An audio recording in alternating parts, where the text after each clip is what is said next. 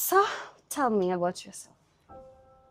Mimi sipendagi kuwa muongo actually, so napenda kuwa straight, right?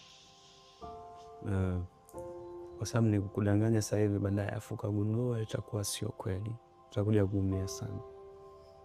Mimi nina mahusiano but it's complicated, you know? Ndio maana naamini yule mtu ambaye nilikuwa naye sio sahihi kwangu.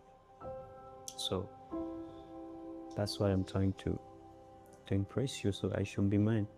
So, unatafuta mahusiano mapya kabla hujamaliza mahusiano ya zamani?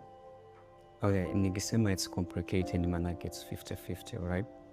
Kwamba naweza nika move on au nikabaki, lakini kubaki so sana. Nikiweka kwenye asilimia, naweza nikasema kwenye kumove on na asilimia labda 80. Yeah. Okay, I see it. It's okay. Alright, so that's it. And what about you? Nipo kwenye mahusiano lakini still hayaeleweki. Sometimes yes, sometimes no.